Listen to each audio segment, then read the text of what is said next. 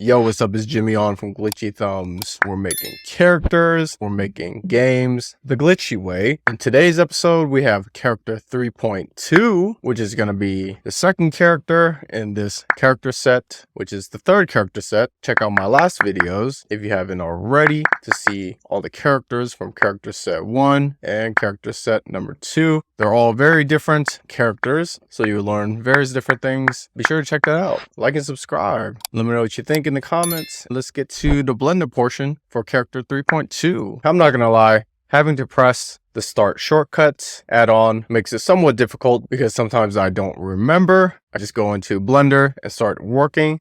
I forget sometimes. Maybe there's an option to have it start right away when Blender starts or something, but there's no option here for it in the add-on. Maybe I have to do a Google search or something. Unless someone knows, let me know in the comments. That'd be great. Appreciate it. I try my best to turn it on as soon as I start Blender. This is character 3.2. It's going to be a mouse character with some big eyes, big eye mouse with some big ears. Can't think of a name, but eventually throughout the video, I'll think of something since that's on my mind right now. Hopefully that will happen throughout the video. I start with a plane, scale it down, drag it to the bottom of the sketch, go into X-ray mode, extrude to the right, just up until the face, not all the way to the ears just yet. Extrude to the left, up until the end part of, I guess it would be the tail. I mean, this is just a mouse head. There's technically no tail, but I guess we can have that small tail on the end. It's somewhat sharp, so it kind of looks like a tail. This character can actually have a humanoid body, but I didn't actually make one. So we're going to be using just the head. I select these vertices at the top,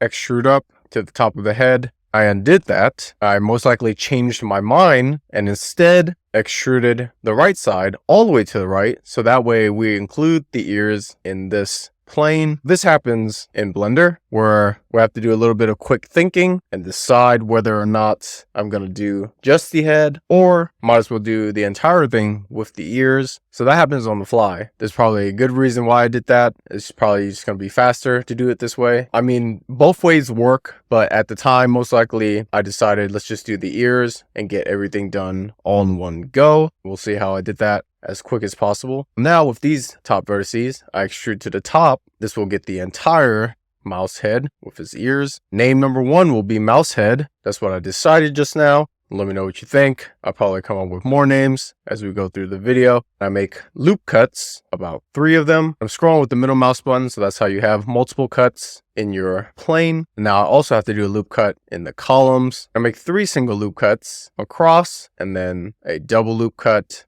on the left side. That will give us some nice edges for us to pull later on for the 3D shape. Now we can start getting rid of faces that we don't need. I select these 4 faces on the right side and delete them. This is going to leave us a little bit of area where we're going to need to fill in with a little bit of faces. I select these 4 faces above his head. You can kind of see why I chose those areas to delete. Those are pretty much the faces that are just dead space, that aren't really touching our sketch or reference. We don't really need all those vertices, but it was just much faster to extrude and create our loop cuts that way. So deleting the faces are a necessary part of the process. You can see my process is starting to change. If you've been watching my videos from the beginning, you'll notice that the plane method, I'm starting to do something a little bit different every time. Now I'm integrating the portion of deleting faces that we don't need, but then we still have areas where we need to fill in, or there's areas that we need to cut out around the shape. That's something you have to think about if you're going to be using this method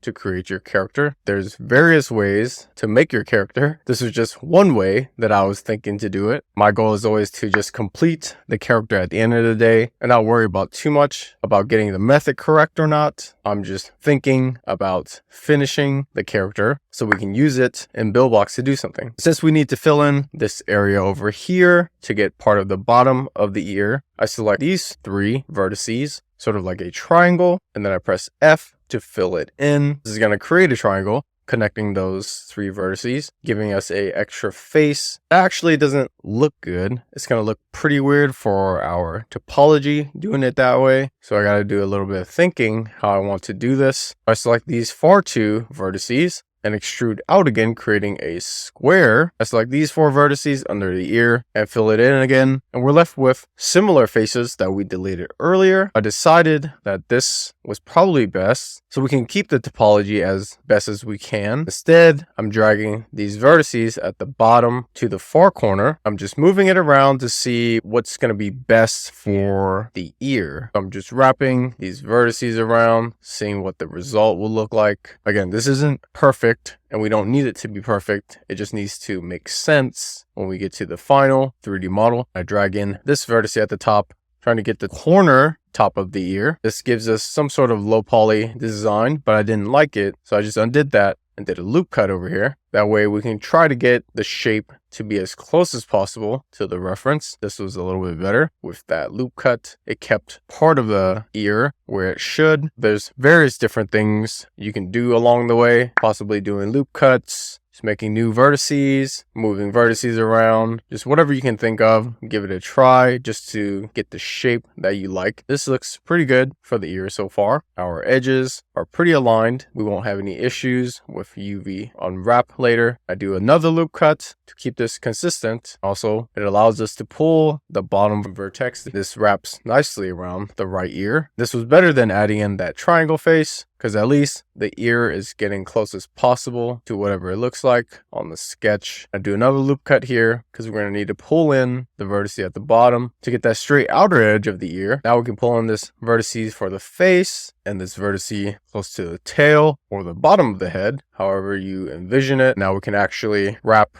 around the character and then grab these vertices on the left, pull them up, make a loop cut if we need to, so we can have that extra vertex to get any corners of the ear to get more of our 3D shape. This is entirely up to you. If you want sharp corners, you don't need to do loop cuts. You could have just kept it that way, but I like to try to make the character as close as possible to the reference. That way we have our prototype character very identical to the sketch, and I know which character is which. I'm just pretty much practicing on my character design. That's the most important thing. Even though it's a sketch, some sort of doodle, we can still somewhat create a prototype character out of it. And then from the prototype character, I might even polish it at some point to make it an even better character design. That's how I think. It's quite possible that I do that. It's quite possible that I don't. It just really depends on what I want to do with these characters. I don't really know. I haven't really gone back to many characters other than just reusing them for new prototypes. Other than that, I haven't really gone back and redesigned any characters. Most likely it's a time issue that I have. I gotta focus on creating new characters, but also creating new mechanics and just keep learning Blender and Buildbox. So that's where my focus is. And I'm doing a pretty good job, so you'll be able to see that in all the videos that I'm doing. There's a lot of things that I'm learning. I'm trying to do as quick as possible, learning as many things as I can in a short amount of time. So that way I keep my creativity fresh, my thought process fresh, and also my workflow will constantly be changing. I try to keep improving and improving so that I do these videos, but also all these characters as efficient as possible. All this stuff is not easy. Let's just say it's very, very difficult. But at the same time, I like to be creative. I like to think of ways on how I can do this, how I can create characters, how I can create games. There's just multiple ways to think about it. I like to learn as much ways as possible so that when I get to my final game, whatever that's going to be, my full game, I should say, I will be ready to build pretty much anything. It's going to require a lot of time, attention, and energy as much as possible to get to that point, but I'm ready for that challenge. That's something I've been working on for a very long time, and I'm trying to do my best to showcase it this time and document everything and put it on the web so you can see how my journey is going. Also, I have plans for all of these characters at some point, and hopefully we can see them in a full game. With character 3.2, during this time, we're just making sure the 3D mesh comes out correctly, dragging our vertices in as best as we can. I probably didn't start implementing the knife method just yet. That's a little bit of foreshadow, so you'll be able to see that in the future videos. Right now, it's just a bunch of loop cuts, getting rid of all the dead spaces, dragging in our vertices that we don't need, and just understanding how we can make loop cuts to create squares. When you create a square, you get 4 vertices. So where can you move those vertices as best as you can to create the shape? When you have a vertex, you have the ability to knife from one vertex to the other. Also, it stops the plane from moving out of place. So that's also something that's important for doing it this way. So I knife from the right vertex to the left ear, delete this triangle face. That's going to be a method that I use quite often in the upcoming videos. That's just easier to get rid of all the faces we don't need. As I'm going, I'm sure you noticed the faces you can delete and the ones you can't. With these vertices on the right side, we don't really need those extra faces actually. I go to object mode, turn on target wheel, and I wheeled those vertices together. That way it keeps everything nice and organized. We still have that shape on that side, but less of the edges. Keeps our topology nice and organized. I do the same for the left side. This way we have bigger faces, and that was the thought process. I go back into object mode, turn off target wheel, because otherwise if you have that on the entire time, your vertices will just connect with each other, and you don't want that. Now we can delete this face on the left side. We're left with this rectangle face, but you can definitely see that there's a triangle right there that you can cut out. So that's what I did. I used the knife tool to cut from those vertices. So that's something you'll notice when you're creating your own characters, hopefully, because that's what I notice when I create my own characters. That's how I think about using the plane method. Just like you have a piece of paper and you're trying to cut around your outline as best as possible to create the sketch. That's pretty much what we're doing, but we're actually doing it in Blender. If you can visualize that, we created a plane, which you can think of as an invisible paper that we put on top of our reference. We're just making creases on the paper, which could be an example of the loop cuts. That way we can fold the outside later on, but around the paper, we need to cut around the sketch to create the shape.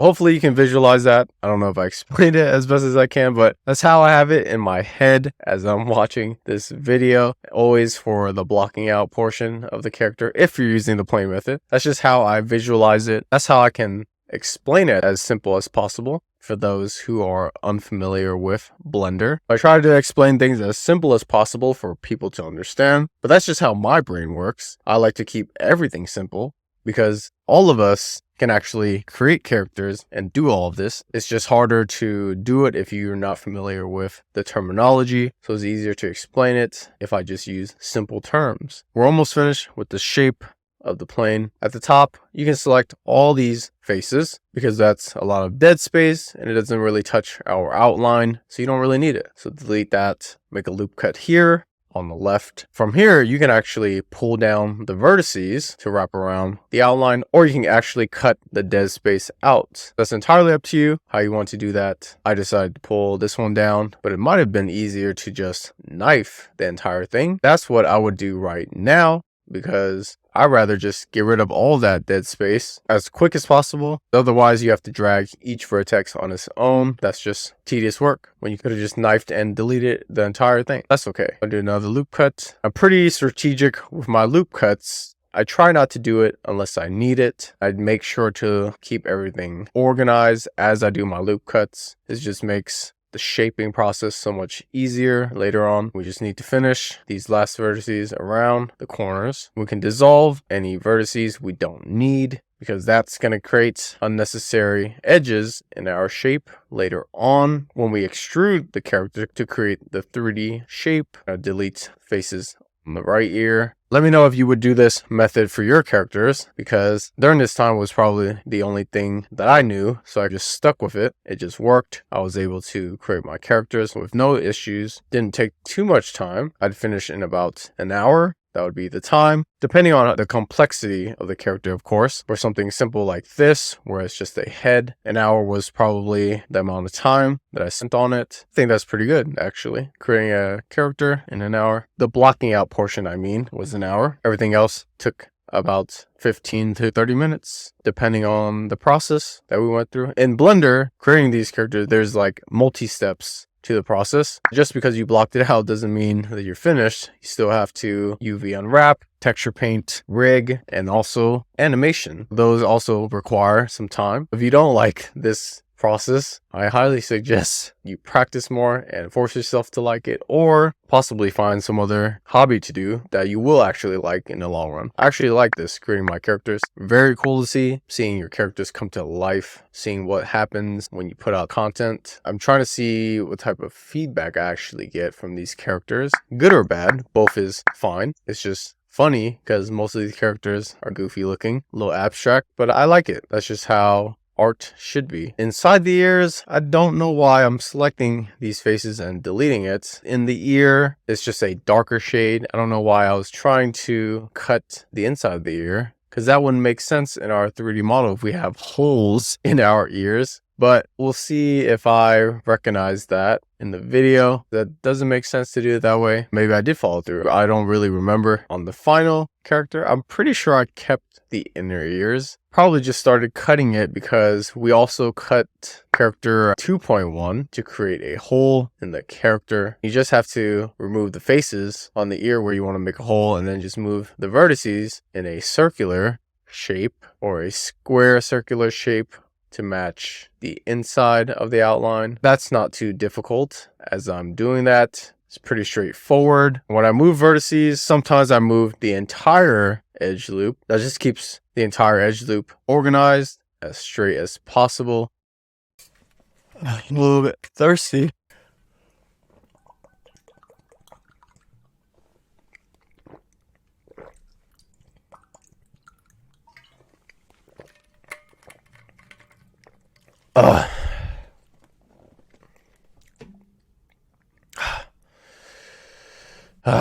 All right, gotta lubricate the throat so we can get the throat chakra going. That's pretty much the hole for the ear. We'll also do the hole on the left side, deleting the faces, dragging the vertices around the inside of the ear, create the hole. I really don't remember if I keep this though. I feel like I just undid all that work for some reason. At least that's what I remember. We'll see if I actually keep the hole. Now I'm just organizing all these vertices so we can get straight edges for our shape. Try to keep the topology as clean and as organized as possible. I mean, it doesn't really matter because we're using solid colors anyways. Even though we have some stretching, everything is one solid color anyways. We don't really have any issues in terms of textures. I do want to start messing around with better textures, but I haven't gotten to that point just yet. More so because I don't really need it just yet. I'm still in prototyping phase for a lot of my characters. That's where the focus is. I guess when I get to creating a full game, I want to make it as best looking as possible. Maybe that's when I'll actually start practicing the textures. Or even maybe after releasing a game, that would be in some sort of polishing stage to make the game much more high quality. It really depends what I decide when I get to that point. Like I said, I go with the flow. Right now, the flow is not to be focusing on high quality textures. The flow is to create as many characters as possible, put them in prototypes, see what I can create out of these characters and see what comes about it. That's just where my mind is, and it's been like that for about a year already. I've actually been making these characters for almost a year. Has it been a year? Close to almost a year. But then I started to narrate the videos because otherwise I'll just have videos sitting on my external hard drive and they won't really do anything, right? If you record all this video and all this content, what are they gonna do?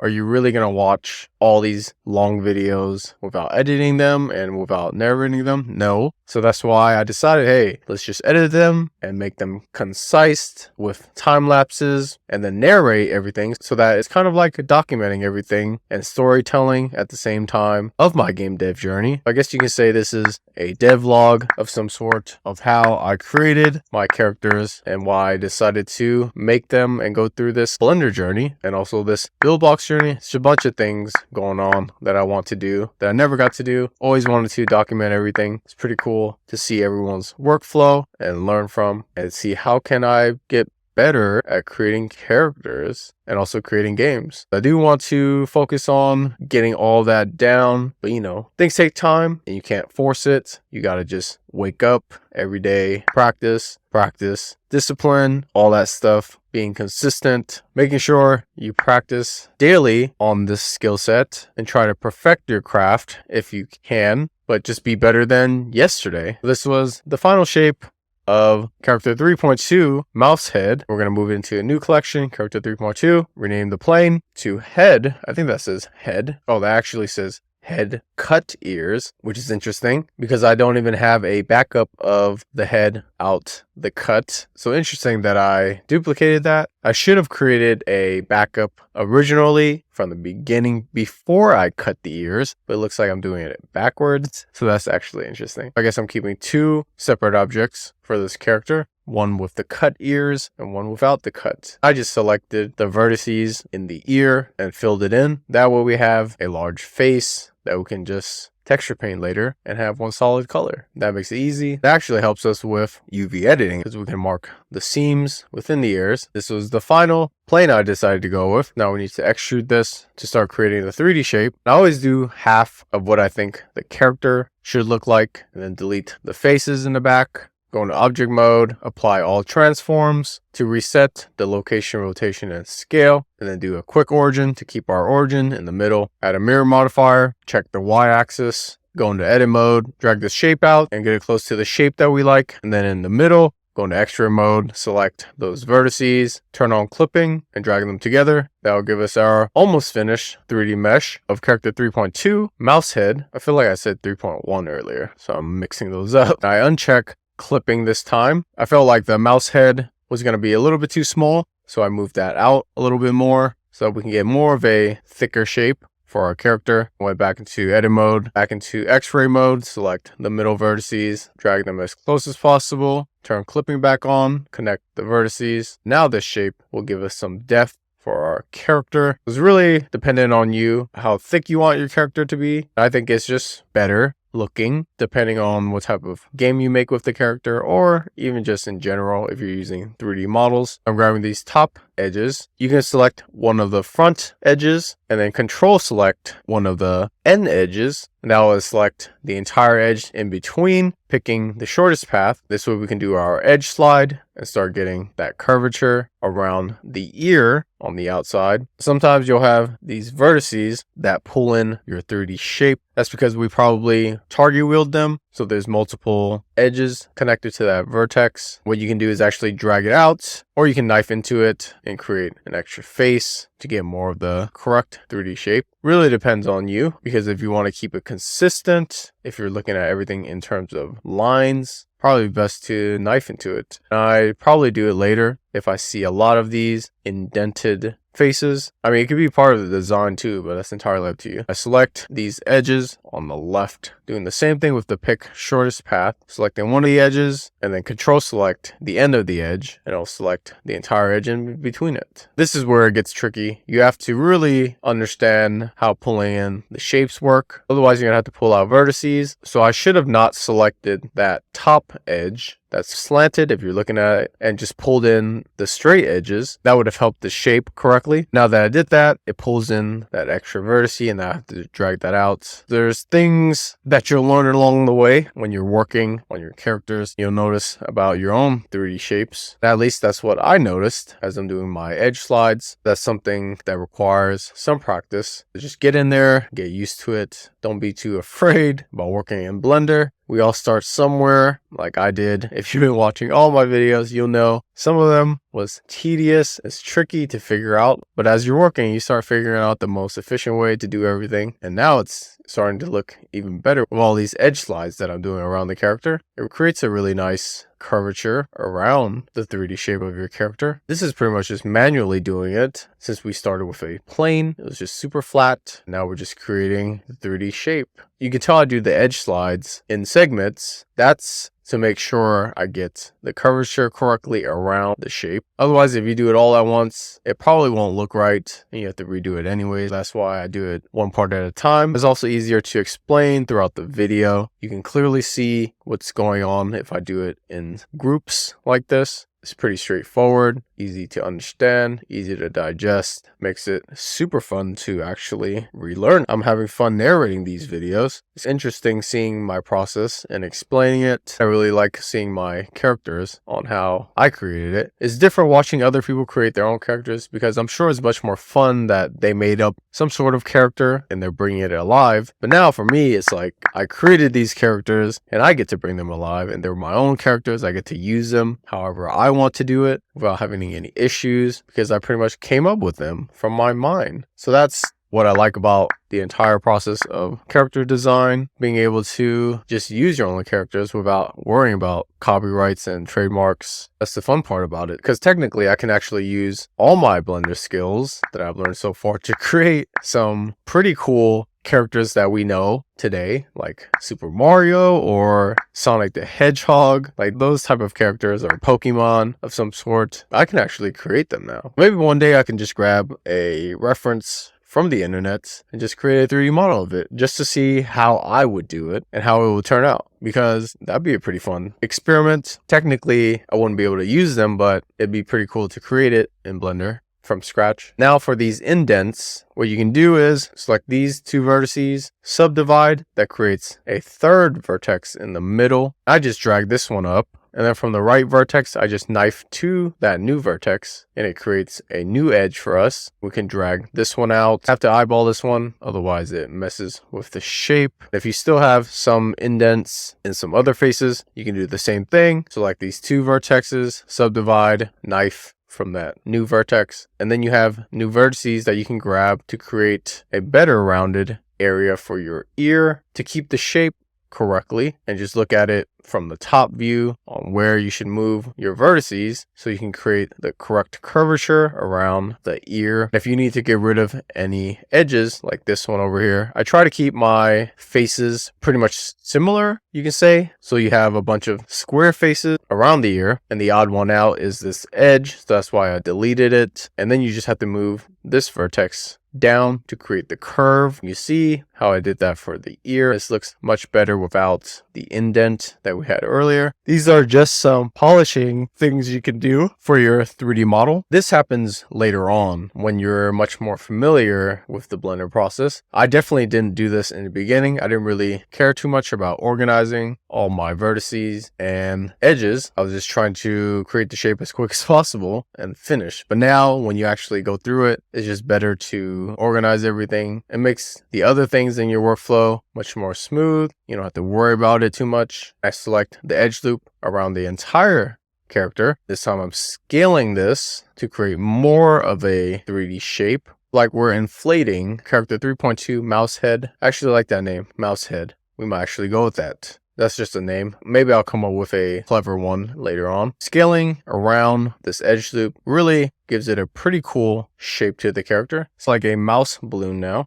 This can actually go pretty well with the bear head, which was the last character. I actually thought about that, where the bear head can be a balloon, like a bear balloon. This can be a mouse balloon. These can actually exist in the same universe. If I decide to do that, quite possibly, maybe I do create that balloon game that I wanted to do with character 3.1, but now we can actually have various balloon characters going through different sky scenarios. Maybe I forgot the idea for character 3.1, and now I have to review that video. But for the bear balloon idea, it was probably a bear balloon and it gets let go, similar like what you would do in real life, and then that balloon just goes up in the air and it has to avoid a bunch of things, otherwise it will pop. That would probably be applied to character 3.2 as well if I decided to go with that balloon idea, but it actually works. So maybe I'll do that as a mechanic for fun. Now that we pulled out the edges around the mouse head, we have to finish off pulling out the edges on the front, starting with the left. If you want to see your 3D shape, just go into object mode, and then you can visualize if this is what you want without all the edges in place. You can kind of see has a little bit of shading because of the way we cut the shape at the bottom. I felt like there's too much shading on the left side. That's why I'm subdividing. I subdivided on the far left, and then I subdivided on the far right. And then I just knifed from those two vertexes to give us a new edge loop. This way we can do an edge slide for this edge loop. An edge slide just slides those vertices based on your 3D shape without changing the current shape.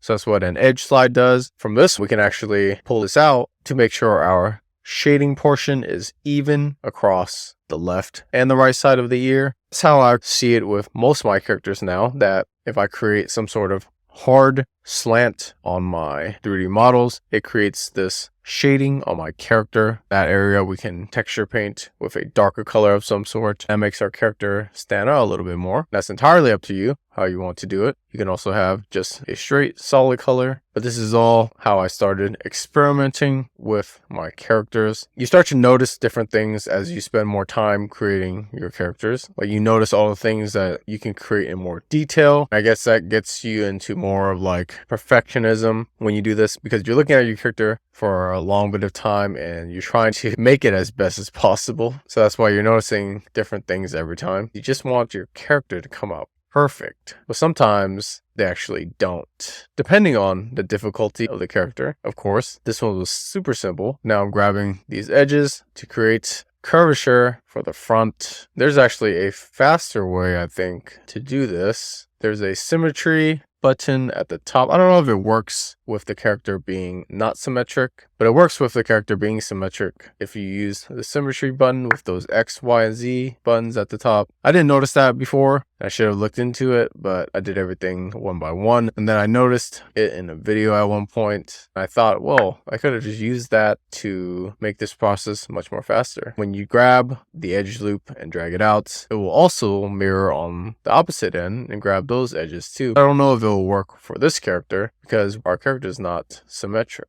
We'll only be able to use this character in one view from like left to right, not in like an entirely 3D game in all directions. But yeah, that's about it. We just need to pull out these edges for character 3.2, the mouse head. Whenever we get to this point, you can tell that's when we are almost done with blocking out our character, unless we have to add in additional things like eyes, nose, and mouth, or even a body. Then that just makes the process longer than it normally should. Most of the time, it's pretty short and straightforward. It takes about an hour, at least for me. I can probably do it much faster now, but I try not to rush the process. Just go with the flow, record yourself to see how long it takes. Do the best you can. That's what I do for each of my characters. This is starting to look pretty good. Telling you, I've been practicing a lot, so I better be getting pretty good at this. You guys can let me know in the comments on what you guys think. Am I getting worse? Or am I actually improving? Or you have better ways I can do things? That'd be pretty cool to know too. But yeah, I mean, I'm having fun regardless. Whether or not it's correct, it still works. As long as I can use them in a game idea, then it's all gravy. I just prefer learning things at my own pace. We'll just go with the flow like that. There's really no rush in learning this stuff. Like, who's to say how fast I need to do this? It all depends on me. Like, I could take my sweet ass time with this, not worry too much about it. That's pretty much the head portion. Again, most of the time I just do a shade smooth because I know my topology around it isn't as good at the moment, unless I keep it as this low poly design, and that's what I decided to go with. It's just easier to shade smooth sometimes, hide all those, but you can also keep it if you want. Now that I look at it, I can actually try to make it look more pixelated, so I can maybe do a pixel art design for this, filling in those faces with different pixel colors. That'd actually be pretty cool for this character. I should actually try it since I already have the 3D model. Now we need to add the eyes and the nose. So as I'm going into X-ray mode, just comparing between the two, I like to look at the sketch various times throughout the process, just so that I'm actually getting the character correct. Since we're adding the eyes, I'm actually adding a cube this time. We're going to be using the Subdivision surface modifier, similar to what we did with the last character. I guess I felt like the eyes worked better using the cube and a Subdivision surface modifier. I mean, it's going to help us with texture painting those sharp eyes of character 3.2, mouse head. With the Subdivision surface modifier, it's easy to use because you can just drag these simple edges to the right. There's no actual cuts just yet, so you don't have to worry about actually dragging in separate vertices until you apply the modifier. It's just pretty much a cube, and it's showing you the subdivisions on what it would look like based on the Subdivision surface modifier. That's how it has that round shape, and that actually works best for our eyes. And then when we get the shape that we like, we can just duplicate it to the right side to create the second eye, and then move both the eyes to our collection and rename them left eye and right eye. Go into side view just to make sure that this is the right amount of thickness or width you like. You technically only need half of the eye. That's why you should always pull them in and rotate them if you need to, so that you can actually cut half of it. You only really need half of the eyes because that's what's visible to us. You need to adjust it based on how it fits within the mouse head. I'm just rotating it so it actually makes sense. as we fit it into the mouse head. Once we have the shape that we like and the positioning of the eyes, just apply your subdivision surface modifier. Now we have our shape. We can go into edit mode and delete half of it. Since our eyes are slanted, it is actually more difficult to delete the faces this way. I should have deleted it when the eyes were straight first, because then we can just drag a straight line and delete half of the face and then rotate them. That'd be much more faster and much more easier for us. It just makes more sense doing it that way. There's various ways you can do it. You can select the entire half in X-ray mode, or you can select one of the faces and then alt select one of the faces next to it, and it'll select all the faces connected around those faces. I actually don't know the actual term. I'm just trying to explain this as best as possible, but you guys get the idea of what's going on. You can always do this on your own time, looking at the hotkeys at the bottom. Those were the eyes for character 3.2. Now we have to do the nose. We're going to do the same thing, add a cube, subdivision surface modifier. That seems to be the new thing that I've stuck to for any of these circular shapes. That's just easier for us because we don't have to worry about dragging out the edges to create the curvature. It's already there with the subdivision surface modifier. Makes it easier for us. I don't know why I didn't use this earlier on. It might have even worked with our character shape. Maybe I tried it with one of the new characters, but I don't remember too much.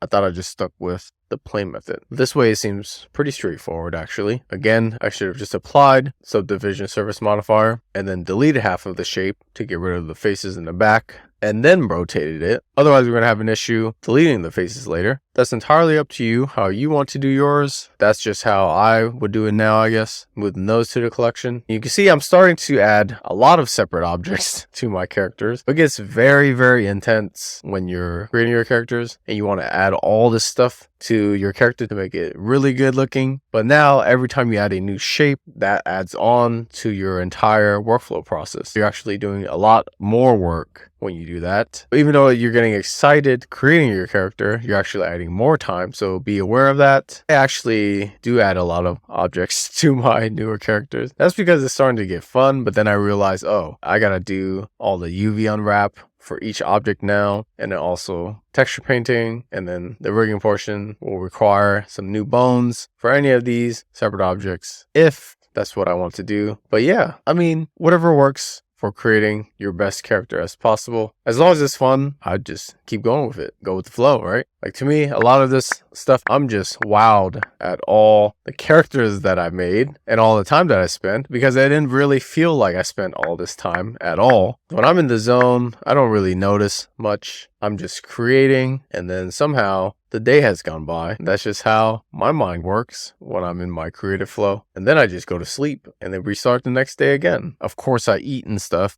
That would be terrible if I didn't eat. But yeah, it's technically what I do. For the nose, we want to create some of these whiskers that he has. So I do an inset on one of these faces. Probably better to select two of these faces and do an inset. That way we get more of a smaller rectangular shape.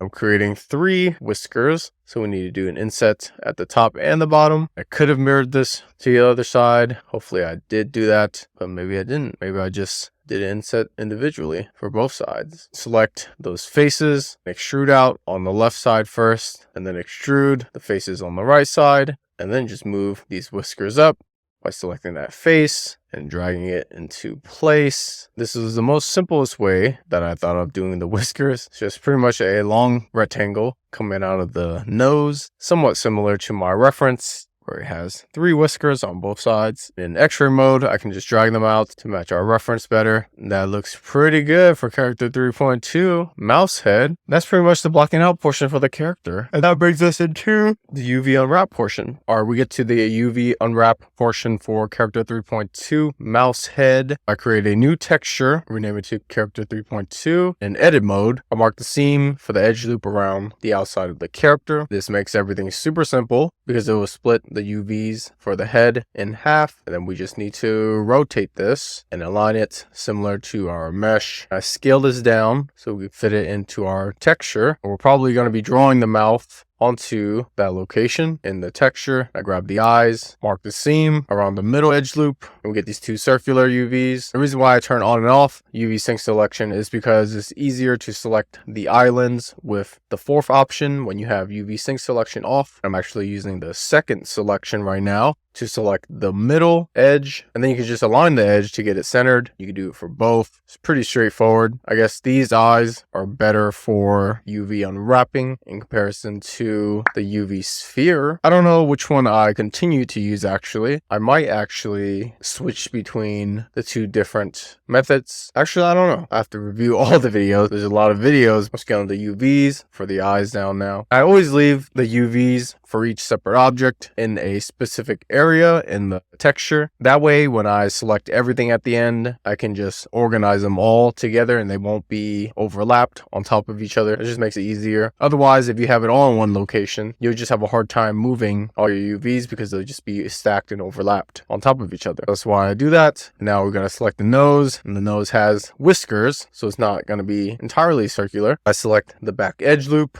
mark those seams. Now we need to mark the seams for the whiskers. Otherwise, we're going to have this weird UV within our textures. So I'm marking the seam on the rectangular side and then also the four corners on the end. So that actually cuts out one of the whiskers from the circular shape. I had to experiment with this one because it's a little bit lopsided. It's not symmetric, most likely because of the way I moved it. I didn't keep everything straight. So I also select the four sides at the top. This gives us a better UV for one of the whiskers. And then I start on the second whisker, doing the same thing, selecting the four sides on the bottom to cut out the whisker from the original circular nose. Mark those seams. You can see that happening on the circular part where there's like a hole cut out. So that kind of demonstrates what I'm doing with the whiskers. I'm just trying to split them in parts for the UVs so it's easier to organize later. Also, it's not really an issue for the whiskers. They're just going to have solid colors anyways. So I was just practicing on how I would cut this out. Cutting out the four sides on the bottom first makes complete sense. It cuts out that UV. You can see there's 3 holes now in the circular nose part of the UV. And I mark one side so that the rest of the shape rolls out, and then mark the top 4 sides. I do the same pretty much for the rest of the shape. Super simple. When you have a technique going, just stick with it. If it works for the UVs to keep certain things separate, then just continue to do that. There's really no right or wrong answer. You just have to experiment and see how that works for you. And so far, this is definitely going to work for me because I have the whiskers split out. They're all laid out just like that. It was going to be pretty simple to color in later since we separated the whiskers from the nose. Now we just need to align the nose either by rotating or using one of the buttons from the text tool add-on. I think that was the add-on name. I forget if this is a add-on within Blender already or you have to go download it on the internet. But yeah, if you guys need that tool, definitely check that out. I added a bunch of add-ons to my Blender. I don't know how many, but I occasionally use some. Occasionally I don't. I just like to have things at my disposal. Sometimes I just forget what I added. I don't really know how many add-ons I added. There just has to be a reason for me to use the add-on. Otherwise, I'll just forget. Make sure you're not just adding a whole bunch of add-ons to your Blender because you'll most likely just forget if you're not really using it for any of your projects. If you've been watching my videos, you'll notice I've been using the same add-ons over and over. That's because I don't really need any other add-ons at the moment until my 3D objects start getting more complex and I need some additional add-ons that will make everything so much easier. Then that's when I actually think about, okay, maybe I should go find something that makes this process much more simpler and faster. Otherwise, I just continue to use whatever I'm using at the moment. I'm just going to stack these 4 squares, which is the outer square of the whiskers. Also these, which is like the middle square. And then just move that to the side, move this to the top. Back in object mode, select everything by pressing A. Back in edit mode, you can see all our UVs are here now. Since they were all separated in different locations, we can now organize them by moving them into place. That's normally how I do it for the UVs. Just have everything on a separate side, so that way you won't have anything overlapped. And then just organize them as best as you can. I don't have that much UVs for my characters. I haven't really gotten to the point where we're going to be creating some high quality textures just yet. I haven't gotten to that part where I practice that. I should, but still working on the game idea that I like. I'm just practicing with new characters. So that's been my focus. And since we have these UVs unwrapped, I'm going to duplicate the character 3.2 collection. This way we have a backup of our separate objects. I renamed it to mirror. Always keep a backup of your characters. It's probably best to keep a backup of them after you do the UV unwrap. That way, if you use any older objects, you won't have to unwrap them again. That's a time to actually consider creating a backup. I usually label my backups. This one says mirror because I'm planning to apply the mirrors now on the separate objects that I'm working on right now. The head, apply that mirror because we're going to need a separate UV for the back part and the front part. We're going to be drawing on the front part for the mouth. And then the back part, we just need a solid color. Otherwise, the mouth will show on both textures, which is what we don't want. In edit mode, I select the back UVs. Do this in X-ray mode so that you actually select all your vertices. I move that UV to the side. Now, when we select everything, you can see our UVs are split in half. So that's probably a better way to create the same UV for your separate object by having the mirror on first and then unwrapping. That way, they're pretty much going to be stacked on top of each other when you applied the mirror. If you do decide to use them separately, you can just select either side and move them out of the way. This is what I did. I scale down the back UV because it's just going to be using a solid color. I feel like it doesn't need that much room in the texture space. That's the reason why I do it. I don't really need any high quality textures on the back part. That's my reasoning for doing that. I kept the front part the way it is because we're going to be drawing on the front. I think that's the reason why it's important to have large UVs for areas where you're going to have high quality textures. That way those textures actually come out as they should for your characters. I think that's how it works. I've been trying to understand that concept for a while. I didn't really like Google it or anything. It's just when you're working and you draw in specific details, you notice that it's pixelated on some of your 3D models. Probably our UVs are too small and the way our topology is, that's how they're being projected. I do need to do some sort of A/B test in terms of that in Blender, which I haven't gotten to at all. I know I mentioned it before that I should do that. I haven't really crossed my mind to do that just yet. I'll probably save all of that for when I start integrating some high quality textures, which is the next thing on my list, which is a long list actually. I do want to experiment with super detailed textures. Well, not like detailed, but like much more than solid colors and see what else I can create out of it. There's a lot of free resources for textures online. You can get some pretty cool high quality ones. Maybe have your characters stand out. This is the UVs I decided for character 3.2. Mouse head. I save the texture for character 3.2. I don't know why I saved actually. We don't really need to save the texture just yet. We didn't really texture paint, but it's always good to save your projects anyways. For the head, we need to apply the materials. I always reuse my materials. Select the existing material we already have. This is the one we used for character 3.1. You're going to see that texture applied on top of our character right now. This actually looks pretty cool. Some sort of design, kind of camouflage design on character 3.2. Mouse head. Now that I'm reviewing this video, this actually looks pretty cool. I can actually go back and reuse this for a skin for this character to give it that unique design. That's actually an interesting way to get ideas. Just start applying old textures from your previous characters just to see what you see on the screen. Maybe you'll be able to come up with something that's unique other than just trying to experiment. You already have some ideas going. This one actually looks pretty cool. It's like the fur was white and it has some black paint on it that was splattered. That's pretty cool. For the left eye, also do the same thing. Select the material. Same thing for the nose and also the right eye. Now we have a very unique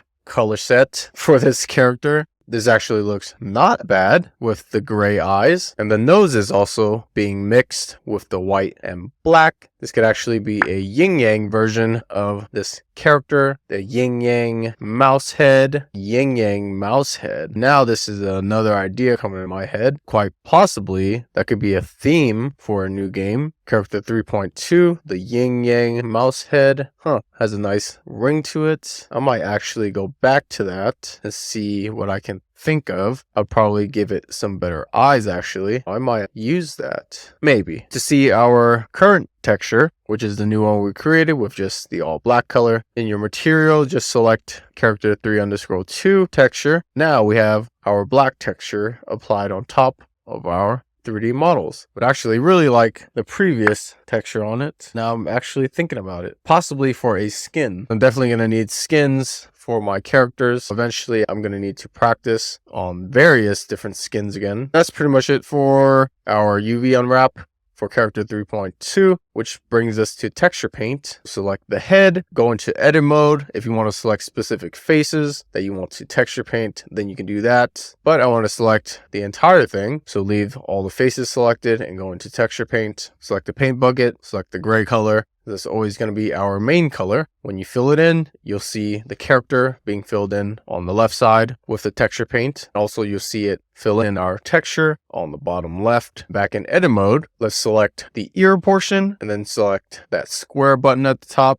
That way we only fill in the area that we selected for our faces. We're going to need a darker shade for the ear. Select and fill that in. That's pretty good for the ears. That's the beneficial part of making sure your faces and UVs are marked correctly. It just makes everything so much easier to select and fill in during the texture paint portion because you've already cut everything correctly and have your UVs, topology correct. It just makes it easier to point and click, and that's how it should be. At least that's how I think it should be. Now for the eyes, select them in object mode, go to texture paint. The eyes are stacked on top of each other. If you fill in one of the eyes, it will apply to the other eye as well. First color we always use is going to be white for the eye. Go into X-ray mode so you can actually see how your sketch looks like. I'm going to need to make these pupils, which is kind of like cat pupils. It's a little bit like a moon shape-ish, you can say. That's how I actually envision it. Let's actually do the nose first. We can actually keep the nose black like this, but let's do the nose. Select one of the faces on the nose. Usually you can press Ctrl L and it will select all the faces for that object. I think during this time, I didn't really use that method. I just manually selected the faces I needed that we're going to texture paint. I would do that with the shortest path by selecting one of the faces and then selecting the end face with Control left click. It's definitely good to learn your hotkeys because they're super useful. Otherwise, you're gonna have to select every face individually. That's gonna take some time. You don't want to do that. Back in texture paint, we're just gonna fill in the nose with a darker color similar to the inner ear. Makes it super simple. In edit mode, if you want to select the faces for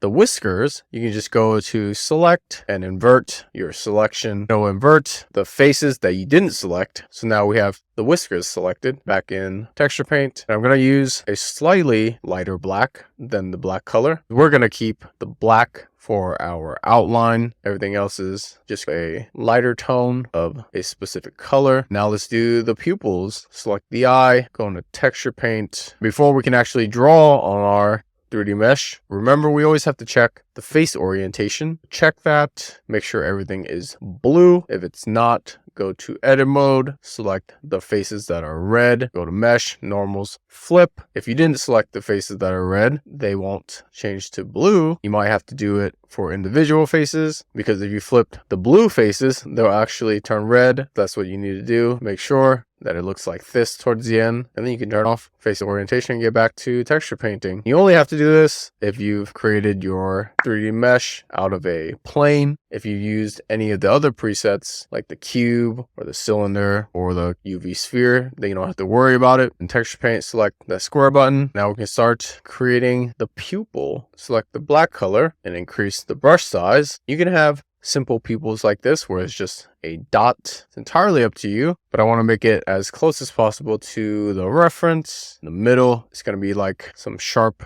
pupils. We're going to need to draw that in. I just started at the top. Our brush is circular, so we can just trace it out. There's really no right or wrong way to do this. You can draw on the right side, or you can draw on the texture on the left side. I start drawing on the mesh first to get some sort of placeholder, and then finish polishing it on the texture on the left. Before anything, make sure to save your texture, because I'm going to be pressing undo a lot here. I don't want to lose my textures. The reason why I undid everything for the people, it was a little bit not centered because I was eyeballing it. Now that we're a little bit zoomed in, I can try to get a more straighter line down the middle with the edge loop. Also, we can try to keep our brush within these two edges. Don't worry, we'll clean it up towards the end. It looks a little bit rough and rigid right now, but this is just a placeholder, and that actually looks pretty cool. I could have kept the eyes like that. It would have been very unique. There's a lot of things you can do to make your characters stand out. This one definitely stands out if I kept it this way, but I usually like to clean it up after having the placeholder. Just making sure to use those lines as guidelines, and then you can just fill it in. Try to get the eye as close as possible to the sketch. If you mess up at any point, you can always use the white color on your brush to clean it up. This is how I normally do my texture paint. I'm really not trying to make it perfect. I just want it to look like the sketch. So far, this actually looks pretty good. Looks like the sketch already. We don't really need to do much other than add the outline, of course. For these edges, you can always color in with the white color. Makes it super easy. And then just paint the top. Any additional details will just be thought about in the polishing stage. But think of things in stages. If you haven't gotten there just yet, you can always ignore it until later. It's really not an issue unless you're making these characters for your client or something, for a project that you're getting a commission on. Then you might need to start doing that early on so that you can showcase the character to your clients. These are all characters that I'm working on for myself, so there's really no pressure to try to get them 100% correct. Just as long as I'm getting the idea across. This looks exactly like my sketch already, which I'm happy with. That's our final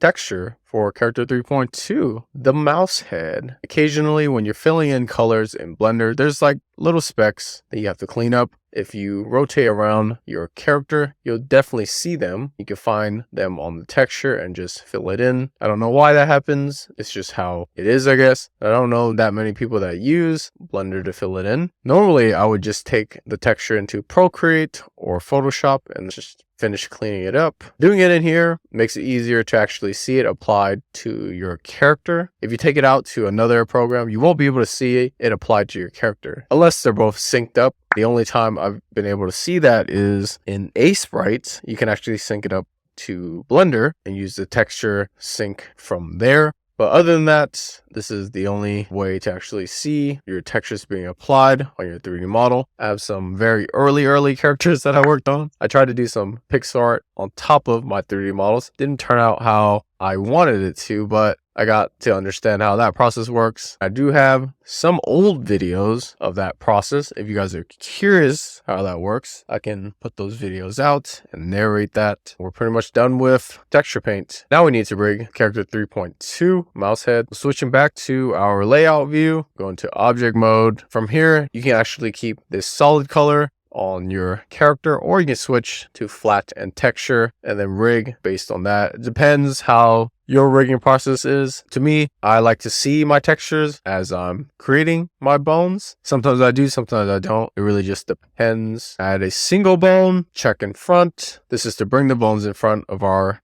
3D model. And then delete that bone because we're going to add these samples, which are the preset bones that they have for different body parts. So we're going to be starting with the superhead bones first. This head has 3 bones. 2 is for the neck and 1's for the head. The biggest one is the head. I'm dragging this into place. You can always roll the degrees to keep the bones straightened out as best as you can. Since this character is a head, that's why I just used the superhead Rigify sample. I added a basic tail because it has a little sharp tail right here. If you can envision that, tail has 3 bones. They all do different layer movements when you generate your rig. Definitely experiment which bones might work for your rigging process. Really no right or wrong way. You've seen how I've used them in all my previous characters. I just use it how I think. There's really no right or wrong answer. You can actually just use any bone for any body part. Just as long as you can animate it and it makes sense, it will work in the end. I go to this left view to make sure our bones are aligned, and they're not. It looks aligned in the front view. Usually when you go to like different perspectives, you'll see that it's not aligned. You just have to align them in place. Makes the rig much more smoother for your character, and it's pretty simple.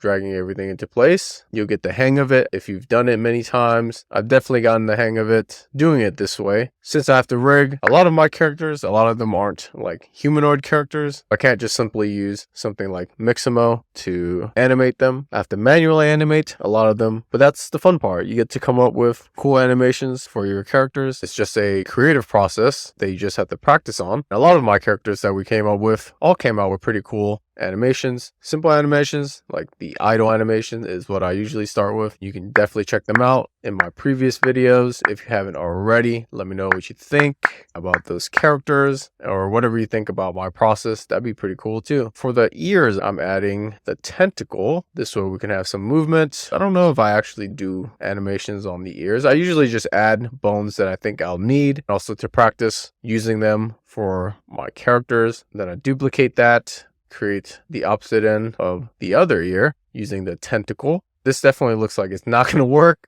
but it will. It'll work better than you think it works. I just like to place things that I think as best as I can on the screen. And then whenever we get to the generate rig portion, if it generates successfully, then it's all good. Even if it's not correct. If it works, it works. That's always my go-to model. If it works, it works. Don't try to fix it if it isn't broken. Once we're done, go to object mode, click generate rig. If it says successfully generated at the bottom, then you don't have to worry about anything. But if it says error, then you got to check your bones. But we have no error here. So now we can actually start messing with our rig. Select the rig, check in front, go into pose mode, just start looking at the rig layers to see if it's correct. This is something I normally do if I'm just trying to check if the rig works first. You notice that I skipped a lot of the things that I normally do, like naming the different layer names, selecting the different rows and the different values for the color coding, and moving the bones to their different layers. I actually skipped that first because I actually want to see if the rig will work first before I even do all of that work. That's why I did that. Once you have this rig, you can delete this one. Right click it, delete the hierarchy. It'll delete any unnecessary separate files that come with the rig. And then you can just unhide your bones, go back into edit mode. We know this rig works with the way we have it. But I decided to add one more bone, which is the basic spine. You just need to move these neck and head bones out of the way. What I did was I selected the middle bone on the superhead and applied the superhead type. That way we can delete the end bone so that we can have space for the spine bone. Our character is a little bit small, so there's not much room to integrate that. I don't even know if the rig will actually generate this way. Always have your bones with an endpoint that has a rigify type. Sometimes specific bones require more than 2 chains. I don't know if deleting that end bone works or not. The only way to really know before doing anything is to just go in object mode and generate it. If your rig is successfully generated, then all these bones definitely work the way it should. That's how you also test to see if you're able to delete some end bones. That's how I would do it before you even spend all that time naming your layers and doing all the color coding and stuff like that. You at least know at the end that when you generate it, everything works anyways. That's some reassurance that you can do. That's why I left all the bones in their current position. Now I just have to align it in place. Now that we know this works, this spine bone is definitely going to take a lot of room. We only have a head anyways. I decided to delete the top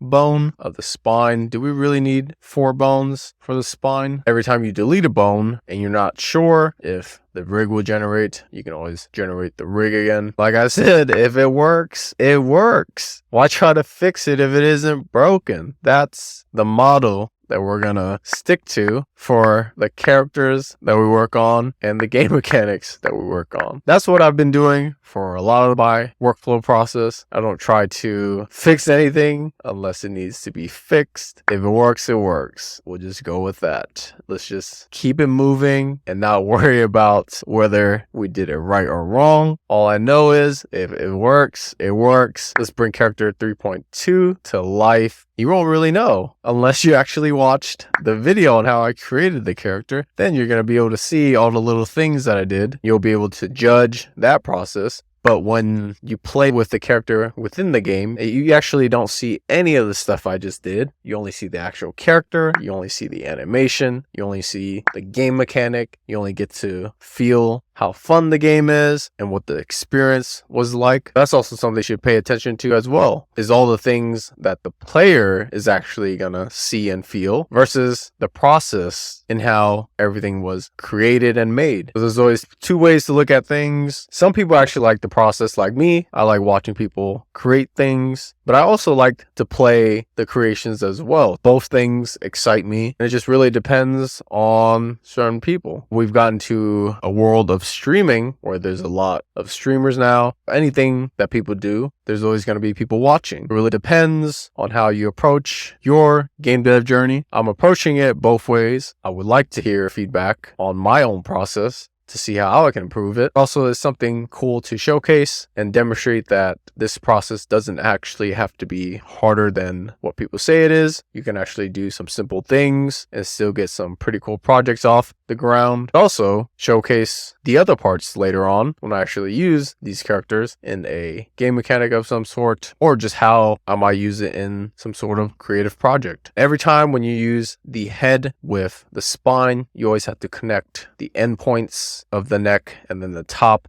of the spine. Select the top endpoint of the spine, Shift S, cursor to selected, select the endpoint of the neck, which is part of the head sample, Shift S, and select selection to cursor. And that will connect those two endpoints, making sure your rig works. It actually worked earlier when we generated it. Maybe we didn't have to do that. I always had to do that for my previous characters where I had to have those bones connected, otherwise my rig didn't generate. Could have sworn we just generated it with the spine just placed in a random location. So weird. Anyways, make sure to name your bones. Makes everything organized, easy to understand. The ears is what I named the tentacles. This portion is entirely up to you. I think it's beneficial to have the separate names to make sure it's clear on what it is. You actually don't have to. If you want to do something super quick, you can always go back and rename it if you want. Under bone groups, click add standard. It will give you the standard values with the standard colors. You can choose your own colors if you want, have your own theme, but it's not really important for me. Under Rigify, layer names. First one's going to be head, head tweak, spine, spine FK, spine tweak, tail, tail tweak, ear, ear tweak, and then eyes. I actually didn't add the eye bones just yet. We're going to need to do that. On edit mode,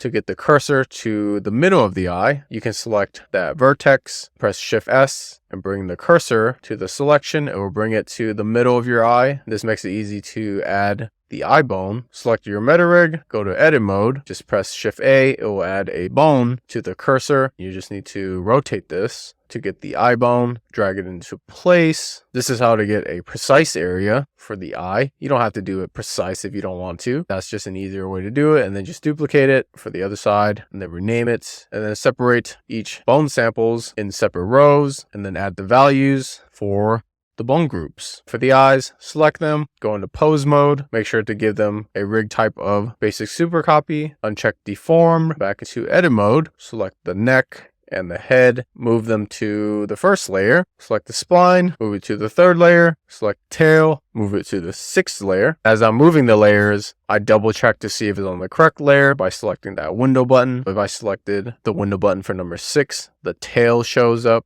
That's what I was doing for the head and the spine. Select the ears, move it to the 8th layer, turn on the window button for the 8th layer.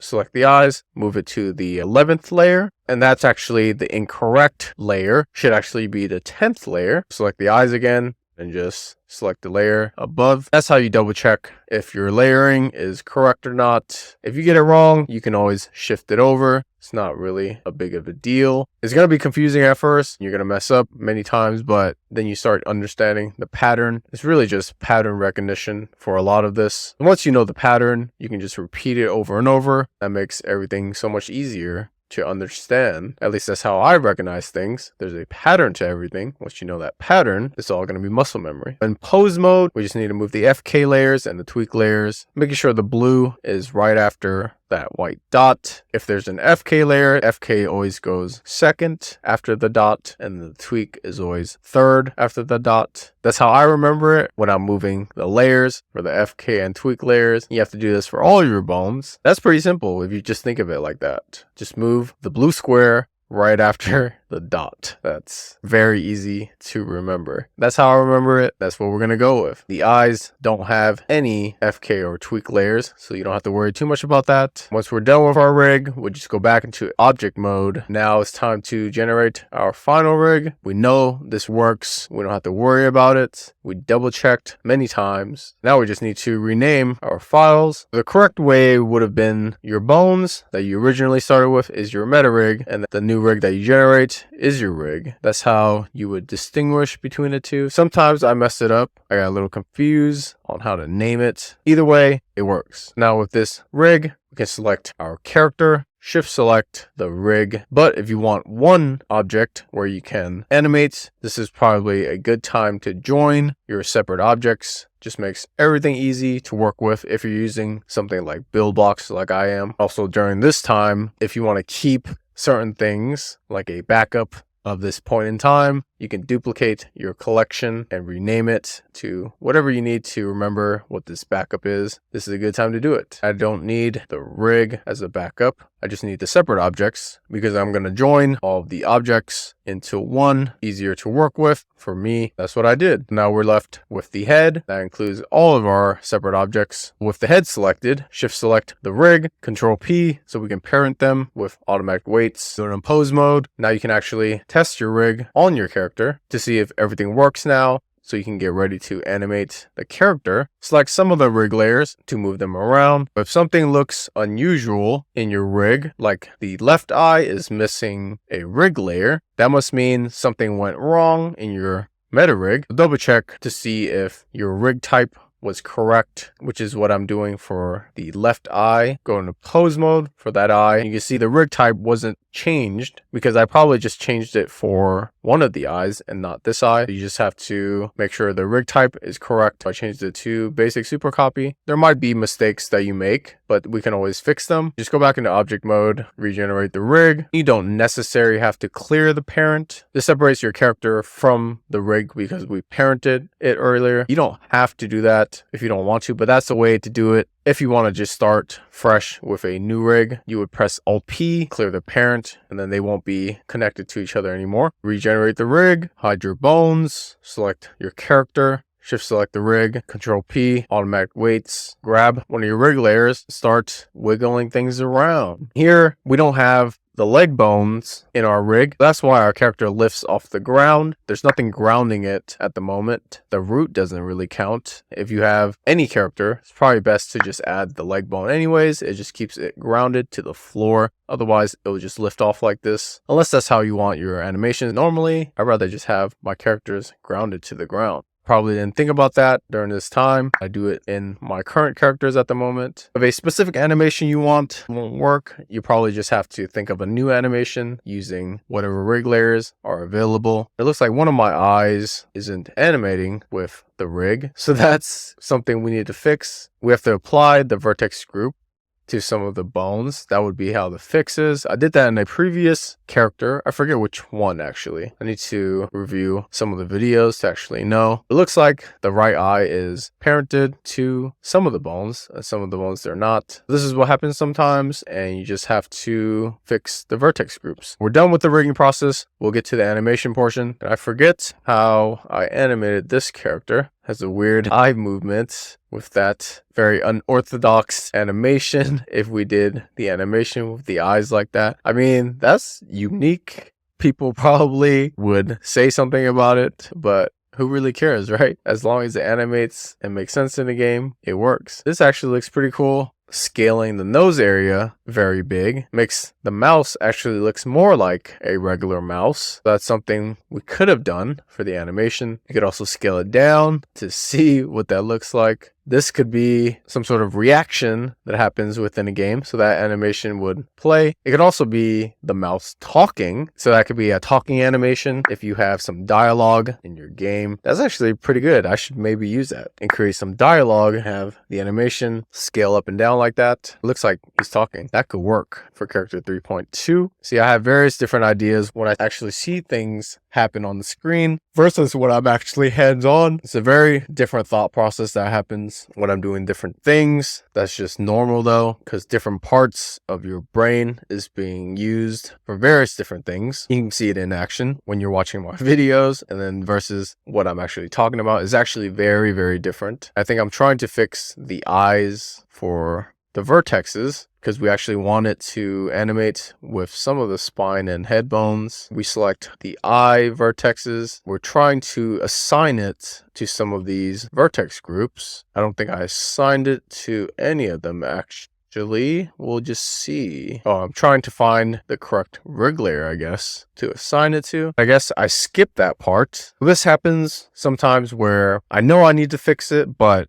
do I need to fix it for the purpose of finishing the character, or do I just want to fix it as a reason to create a perfect character? I try not to be a perfectionist about anything. I want to get towards the end goal for the day. I think that's why I skipped fixing the vertex groups for the eyes, because I know that's not really going to help get towards the end of this process, which is creating the animation for this character and then getting it ready for the build box portion. Instead, I went back to selecting the rig layer that I like to use for this animation, which is one of the spines. Just start keyframing it in at 0. Select this location and rotation. This is going to be the rest pose at the 5th frame. Move it up and down to see what animation I would like, to figure out some sort of value that we can give it to this 5th frame. This looks like a pretty cool animation for the whiskers, because we're doing a idle animation. Animating the whiskers in place works for that animation for the character. I moved it up by 0.02 for the 5th frame. The 10th frame, I moved it down by 0.02. The 15th frame, I moved it down by 0.02 again. That's why there's a negative 0.02. And then just shuffle through the keyframes to see how that would look. Change the scene end so our animation actually loops when we get to the 60th frame. Move the keyframes over to 10, 15, 20th frame instead, so that way the animation happens later and not sooner for the different movements. Move the keyframes on 15th and 20th to 20th and 25th frame, and then the keyframe on the 25th frame, move it to the 30th frame. This is normally how I have my keyframes. Very short animation. Doesn't have to be complex just yet. Just do something simple, get the idea across. This is just the animation of the whiskers of character 3.2 mouse head. If you want the whiskers to animate earlier on or faster, just move the keyframes closer to the 0 frame so the animations happen earlier. For the 20th frame, I need to move this up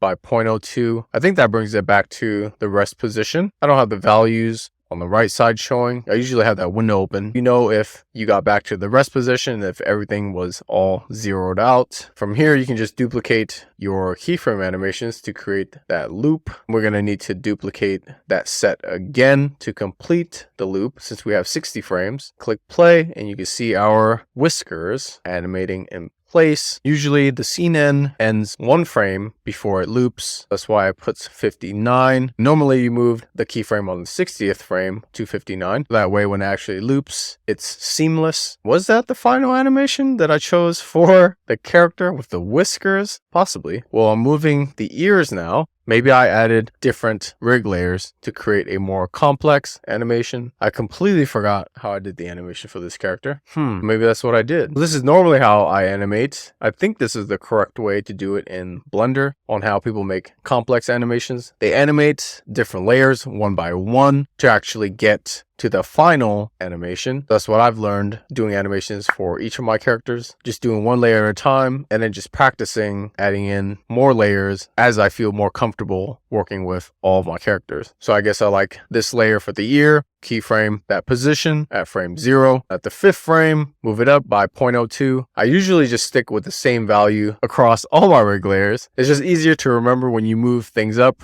by a certain value and then move it back down by a certain value. That's how I remember it. It still gets the idea across. It's just simpler to do that. I probably do that with every little thing that I do. For the 10th frame, you know exactly what I'm going to be doing. I'm going to be moving it down by 0.02. You can type in these values, so it's always going to be precise and accurate. You can skim through to see if that's what you want. The 15th frame, move it down by 0.02.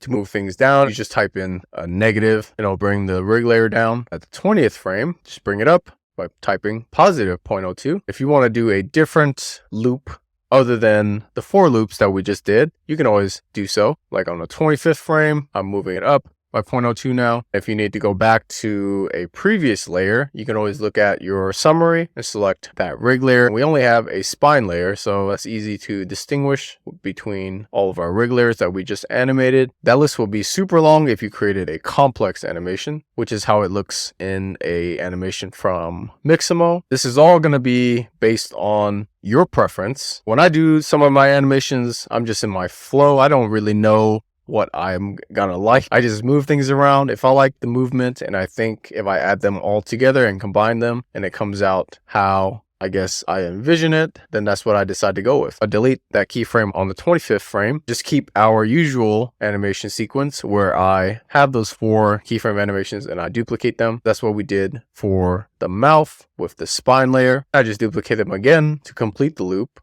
since we need to get the frames to 60. This way, everything matches up with the spine layer and also the ears. You can see this animation is actually coming out pretty nicely with just those 2 rig layers. Now we just need to do the left side. Pretty much doing the same exact thing. I chose a different layer for the left side. We're going to be doing the same thing. Keyframe at 0, the rest position at 5, move it up by 0.02. If you decide a different layer works better, then that works too. If not, just stick to your current layer. You can always keep playing the animation to see if that movement will work out. Usually it turns out pretty fine when you add all the layers together. I decided to go with this layer instead, which is pretty much the opposite. Wait, we're still on the same layer. I already keyframed the rest position. At the 5th frame, I'm actually selecting 2 tweak layers on the left ear and moving both of them up. That's animating both at the same time so that the ear actually moves correctly for the character. At the 5th frame, move it down by 0.02. That's why there's a negative. So I'm trying to do opposite from the right ear. When the right ear moves up, I want the left ear to move down. That actually changes the animation a little bit. I think that's what I was trying to do. At least that's what it looks like. But I decided not to keep that. I deleted that keyframe on the 5th frame and also the keyframe at the 0 frame. This happens. I usually change my mind quite a bit in the animation process. Sometimes things don't look how they should look. I only wanted to see how that animation would look. That's why I even applied the keyframe. Be careful of clearing your transforms while the record button is on. If there was any movement that was different from the original rest position, all of that's going to be recorded. That's why you see the summary has all these rig layers added now, because we have the record button on, and anything that you do, even if you cleared the transforms, it will record all that. And you definitely don't want that. You can always press undo if that's something that happens. Turn off the record button and clear your transforms if you want to get back to the original rest position. I selected the 2 tweak layers for the left ear, keyframe that rest position at 0. At the 5th frame, I moved it up by 0.02. At the 10th frame, I moved it down by 0.02. 15th frame, moved it down by 0.02. 20th frame, moved it up by 0.02. Duplicated those 4 keyframes, which is pretty much the middle set, and then duplicated a 3rd time to finish the animation loop. Now, when you actually play the animation, you can see this looks pretty cool for the idle animation. Left ear is animating, the whiskers are animating, and the ears are animating in synchronicity. This works perfectly. We can just rename this keyframe animation with character 3_2 idle animation. Select this fake user. That way the animation actually saves in our Blender project. I think if you don't have that selected, it will get deleted. I believe that's what happens. This is our animation for character 3.2 mouse head. That's how I came up with the animation. I really completely forgot about the entire process, but